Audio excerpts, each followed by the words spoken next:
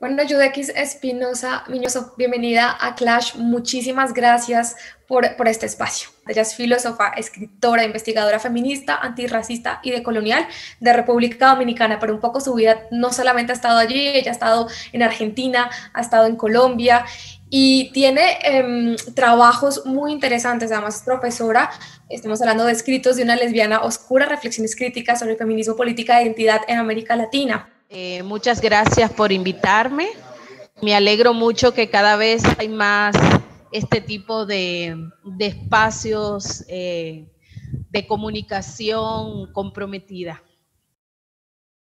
Cuando una persona se sale del statu quo, cuando una persona empieza a hacer críticas a lo que ya está establecido, a la teoría que más predomina y a la que tiende a explicar muchas cosas, suele haber repercusiones. En lo personal, ¿qué te ha costado ahora que has levantado estas críticas? ¿Cómo lo has vivido en lo personal? Ahora que, digamos, has profundizado en estas críticas sobre el feminismo hegemónico. Bueno, te diría que estamos en esto hace un largo camino ya. Yo tengo como 40 años dentro del feminismo y los últimos, o sea, en un principio, o sea, siempre estuve, una podría decir, del lado de las vencidas, ¿no?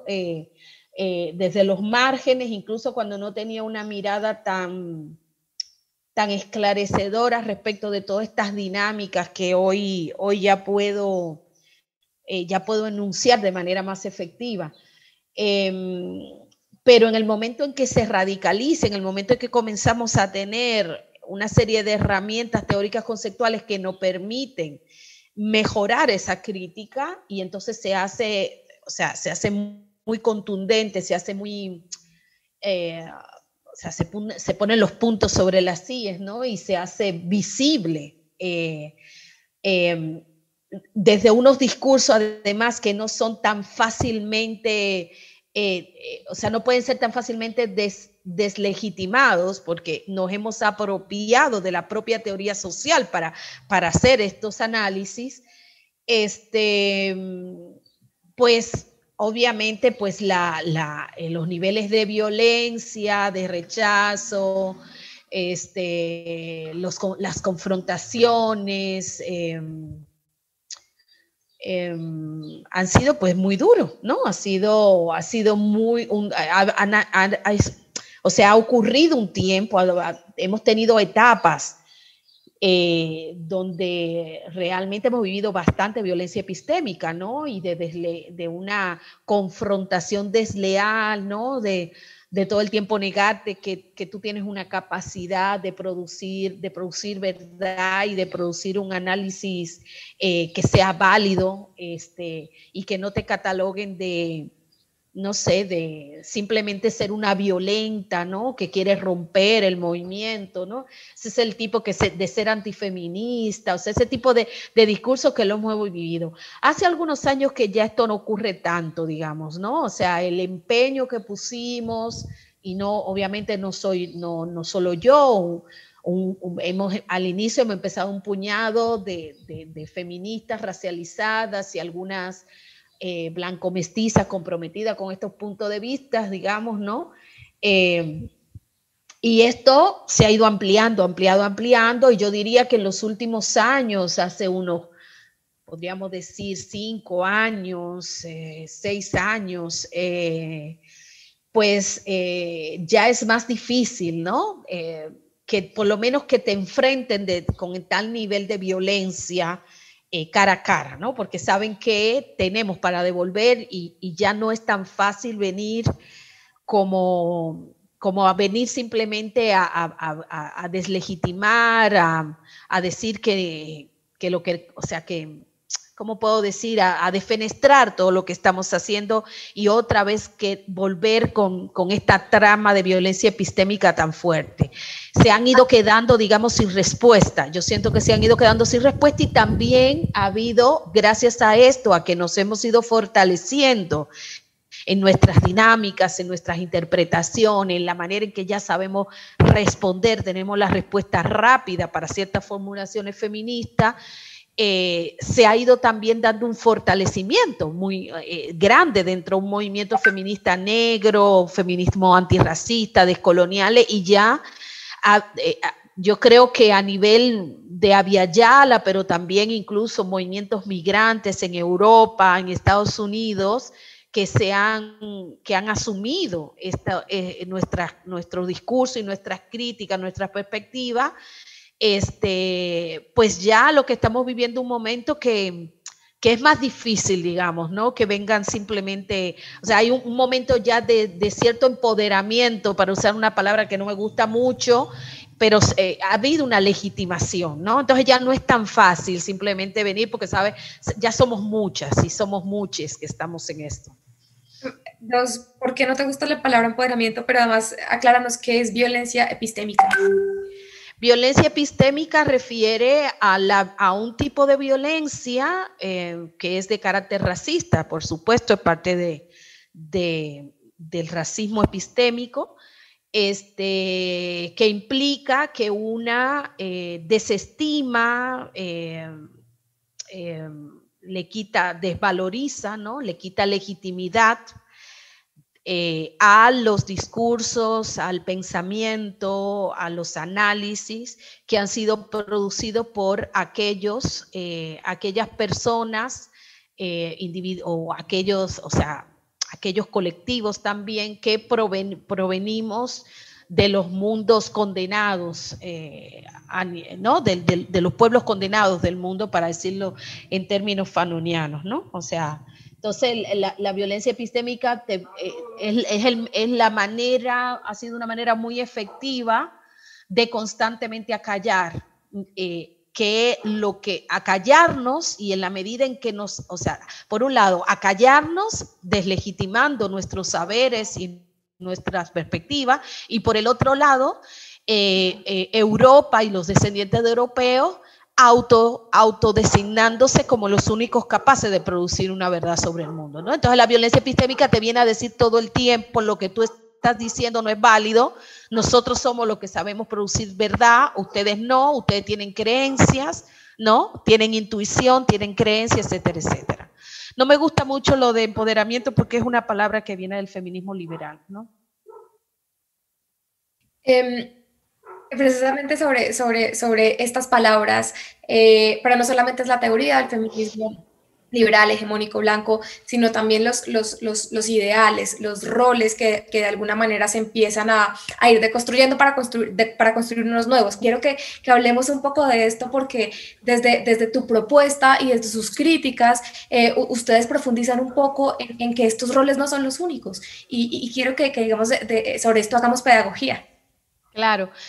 En el caso del feminismo, una puede ver, y ojo, que yo doy un cambio de hacer una crítica simplemente al feminismo hegemónico, que era lo que al inicio yo venía haciendo, y en mi etapa de colonial, de análisis crítico de colonial, que para mí es de mayor profundidad, no es solamente una crítica a los feminismos hegemónicos, ¿no? Es una crítica a prácticamente todo el programa feminista, exceptuando aquellas que logran armar o desanclarse de ese programa que sea universalizado, ¿no? Que sería, por ejemplo, la teoría feminista negra de los Estados Unidos en los años 70, pero también, por ejemplo, los movimientos de mujeres, o sea, los movimientos territoriales donde tú vas a ver a las mujeres implicadas, mujeres campesinas, mujeres dirigentes comunitarias o no dirigentes, pero que forman parte de estas luchas colectivas y comunitarias y por el cuidado de la tierra, qué sé yo, donde el liderazgo no se piensa en términos de mujer y varón, sino donde las mujeres activamente también estarán ahí dentro haciendo un trabajo por toda la comunidad, ¿no? Donde comunidad implica todo lo que existe, también lo que es visto como naturaleza. Entonces, lo que, para decirlo muy corto, un buen ejemplo, bueno, esto que tú decías, el ideal de independencia de la mujer, o sea, ese ideal de liberación es individual, la mujer se empodera, por eso el empoderamiento es tan complicado aquí, porque el empoderamiento es un empoderamiento individual, personal, no está pensado desde el punto de vista de una comunidad, ¿sí?, que reafirma su poder y su capacidad, digamos, de resistencia, sino que es visto desde como si pues fuera posible desanclar a las mujeres de la comunidad o de la sociedad, ¿no? Y he visto entonces como un grupo. Entonces, un ejemplo, pues el mismo dejar de ser madre o ideal de maternidad en términos de qué sería una maternidad liberada, ¿no? Otro buen ejemplo que yo digo en una de las últimas entrevistas que me han hecho era esta cuestión de que esta mujer liberada es una mujer educada y profesional. El ideal es que todo el mundo, o sea, una sociedad fragmentada, escindida, ¿no? Donde hay diferentes, digamos, lugares, o sea, todo está, las diferentes tareas están, el mundo está compartimentado, ¿no? Entonces, la mayoría de las mujeres, o las mujeres, según este discurso, todas las mujeres tendríamos que profesionalizarnos, ¿no? Y por eso tú lo ves en los programas de Naciones Unidas a través de sus agencias de las mujeres, mayores así en un país, sus mujeres están mejor porque hay mayor profesionalización de las mujeres, ¿no? O porque hay mayor contribuciones de las mujeres al PBI, o sea que la gran mayoría de las mujeres están empleadas en trabajo fuera, en trabajo remunerado. Eso quiere decir, y voy poniendo igual, que es parte, o sea que esa sociedad está pensada dentro de la organización capitalista y el pensar, la idea capitalista del trabajo, ¿no? Todo eso es parte de la misma trama, del mismo modelo que propone la modernidad, que por supuesto es capitalista. Contrario a eso, una mujer que siembra la tierra, ¿sí?, una mujer que vive de lo que se cultiva en la comunidad y que intercambia junto con sus vecinos y sus vecinas o con el resto de la comunidad, se ayudan para ir a sembrar, digamos, el huerto o la milpa o el conuco, ¿sí? Y obtienen lo que tienen gracias a esa soberanía alimentaria. Esa mujer no cuenta dentro de lo que sería un programa feminista de liberación, ¿no? No queda como que, esa no aparecería como un ideal de mujer liberada. Entrando un poco dentro de las diferentes teorías, la teoría queer me llama mucho la atención porque de alguna manera propone deconstruir el género, es decir, como que no hay una manera de ser mujer, no hay una manera de ser feminista, es decir, todo lo que implica una categorización está vinculado a un montón de normas, está vinculado a un montón de roles. ¿O tú cómo lo ves? El problema aquí es que todas estas teorías, incluyendo la teoría queer y la teoría feminista, siempre tienen esta idea de que estamos avanzando, ¿no? Que vienen con una propuesta para avanzar, para que nuestras sociedades y estos sujetos particulares que serían como el centro de su atención se liberen o estén en mejor condición. Pero esos análisis y ese ideal hacia adelante, como algo que viene hacia adelante, lo que oculta es que la mayoría de nuestros pueblos ya han tenido eso previo a que estos programas aparecieran, ¿sí? Que ha sido la propia colonialidad, ha sido la propia modernidad, ¿sí?, la que ha producido una serie de fracturas dentro de las maneras de vida comunitaria, que eran mucho más, donde había mayor flexibilidad y había mayor, no habían estas identidades fijas, porque es el programa estatal el que fija identidad, ¿sí? Estas identidades fijas, estas identidades centradas en categorías clasificatorias, en realidad es parte de la construcción de la modernidad. Y por supuesto, eso no significa, y no deberíamos cometer el error de pensar que eso se da de una vez y para siempre, sino que son procesos que las propias comunidades también han resistido. Por eso conviven en muchas de nuestras comunidades, más o menos alejadas de las garras del Estado-Nación y de todas estas agendas del desarrollo que van imponiendo este modelo que parecería que llega por primera vez a nuestros territorios, cuando en realidad eso lo hemos tenido siempre, ¿no? Y ellos han sido lo que nos lo han quitado, es que lo que una ve ahí es que convive al mismo tiempo procesos de occidentalización con procesos de rupturas, con esos procesos de occidentalización, o sea, procesos de resistencia, por lo cual una no se termina de completar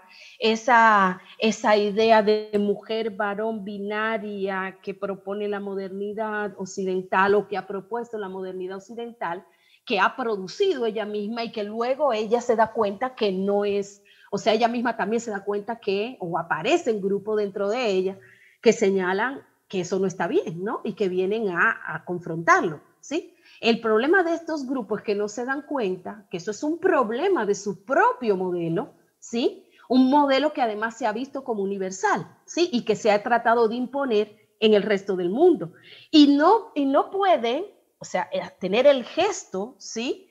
De abandonar esa mirada prepotente, ¿sí? De pensarse principio y fin de las cosas, que entre paréntesis es lo que caracteriza en gran parte este proyecto moderno, ¿no?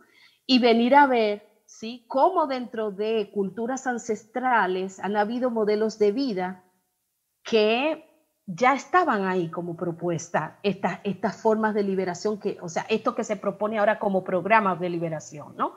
Y lo que habría entonces que frenar, como la modernidad continúa llevando su programa alrededor del mundo basado en estos binarismos y en todas estas clasificaciones, ¿no? Por una parte, te dice, cuando llegan a nuestros territorios, condenan, ¿sí? A los pueblos donde había lo que llamaban sodomía, ¿no? Venían con la iglesia, con la cruz, ¿no? Y hay, por ejemplo, escenas dentro del arte donde retratan cómo le echaban a los perros, a los homosexuales, o sea, a lo que hoy llamaríamos homosexuales, o a la gente, ¿no? que tenía relaciones con otro sexo, con su propio sexo, o gente que que confrontaba esta mirada occidental binaria del género, ¿no? Entonces, pero estas historias son negadas, ¿entiendes? Y ese es el problema de muchas de estas teorías, incluso teorías y movimientos. Como el movimiento y la teoría queer, que llega por lo menos a nuestros territorios. No puede ver, ¿sí? No puede hacer esta mirada hacia atrás y ver cómo ellos mismos son los que han, o sea, la gente de su propio origen son las que han impuesto estas cuestiones, y que tendrían mucho para aprender, ¿sí? De las maneras las maneras, digamos, ancestrales en que han vivido nuestros territorios, y que se han ido erosionando justamente por el avance de los procesos de occidentalización. Y finalmente, te quería preguntar, y tú has escrito mucho sobre esto actualmente, ¿cómo ves los desafíos del feminismo latinoamericano, de los feminismos latinoamericanos en este contexto? O sea, yo sigo la lucha porque yo creo en el cambio, en la transformación. Ahora, la transformación va a ser posible en la medida que estas críticas se pongan sobre la mesa y se siga mostrando dónde están los límites y cuáles son los problemas que seguimos teniendo. O sea, una mirada inocente y que diga, wow, ya tenemos un programa antirracista, porque todo el mundo ahora prácticamente, o sea, hasta el feminismo más liberal está hablando de interseccionalidad, o está poniendo a mujeres negras al frente para que digan lo que siempre ha dicho el feminismo, ¿sí? Porque ese es el problema, ¿no? Y esto también es un mensaje para las propias compañeras racializadas. ¿Cuánto de tu programa? O sea, no es suficiente con ser negra y con ser indígena, no es suficiente con ser migrante, como fue suficiente ser mujer, ¿sí? Para que eso fuera para todas las mujeres. Y no es suficiente ser gay, ser lesbiana, ser trans, si tu programa político sigue siendo un programa político que a quien va a beneficiar es a unas pocas y a unos pocos, ¿sí? Y entonces lo que nosotras tenemos que estar, o sea, no es solamente las feministas blancas las que tienen que seguir pensando su programa político, lo tenemos que hacer también y doblemente, ¿sí? Las que venimos de los pueblos condenados del mundo, porque nosotras tenemos que ver cuánto hemos sido captadas, ¿sí? Cuánto hemos sido, ¿cómo podría decir? Empapadas, ¿sí? Ilusionadas con ese programa que se ha convertido en un programa hegemónico que es el programa feminista blanco.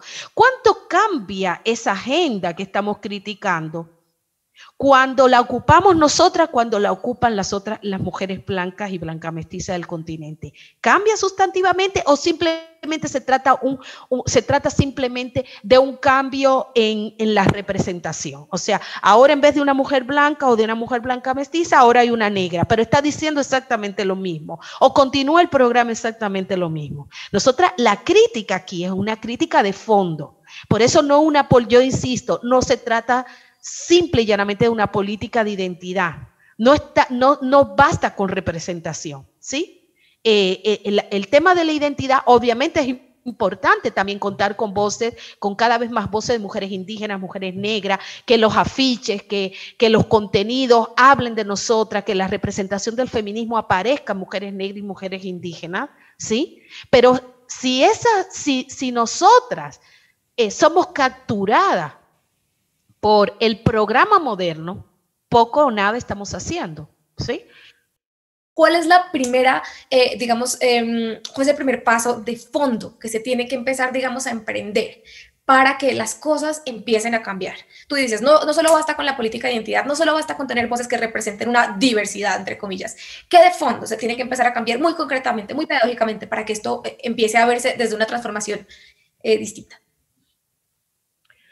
O sea, lo que para mí es sustantivo es hacia qué tipo de sociedad nos lleva ese programa político. Hay que ver qué tipo de sociedad es que yo estoy soñando cada vez que yo hago una marcha de tal tipo, ¿sí? ¿A qué programa político, a qué programa de liberación eso está contribuyendo? ¿No? Y cuando yo digo a qué tipo de programa, a qué tipo de mundo eso está contribuyendo, ¿cuál es el tipo de mundo, ¿sí? que está desapareciendo al mismo tiempo que se instala este otro programa, ¿no? Voy a terminar con un ejemplo. La lucha por el aborto, ¿no? En América Latina, que es transversal prácticamente a todos los feminismos en América Latina, incluyendo feminismos negros que se nombran interseccionales, etcétera, etcétera, ¿sí? Esa lucha por el aborto que fue implantada y fue diseñada por mujeres blancas y blanca mestiza del continente, ¿sí? ¿Cuánto realmente contribuye a un tipo de sociedad, ¿sí? que no niegue los saberes tradicionales que han tenido las mujeres que vienen de los pueblos condenados del mundo y que siempre abortaron? No sé si me doy a entender. Si ese programa político asentado en abortar significa eso, se tiene que hacer de determinada manera, con tales condiciones, etcétera, etcétera. ¿Qué es lo que está invisibilizando? ¿Cuál es el mundo que está contribuyendo a sacar de la memoria? ¿Sí? ¿Cuál es el mundo que está negando? ¿Sí? Porque al mismo tiempo que eso se instala como la única manera en que las mujeres tienen capacidad sobre su cuerpo, ¿sí? Lo que estamos negando es que las mujeres antes de este programa no tuvieron una capacidad una capacidad de decisión sobre su cuerpo, y eso no es cierto, ¿sí? Lo hemos tenido. ¿Y por qué estamos ocultando eso? ¿Y cómo lo hemos tenido? ¿A través de qué medio lo tuvimos? ¿Sí? ¿Qué tipo de sociedad, qué tipo de comunidad nos permitía tener agenciamiento sobre nuestro cuerpo, y que era de una manera distinta como se propone a partir de este otro proyecto? Yuderquis Espinosa, muchísimas gracias, Yuderquis, qué interesante conversación y necesaria conversación, y muchas gracias por ser tan generosa con tu tiempo y por hacernos tanta pedagogía sobre esto. Muchas gracias a ustedes, Andrea. Vi que te has leído y has comprendido muy bien muchas de las cosas que ando diciendo y ha sido un placer realmente porque me permitió desarrollar mejor mis ideas.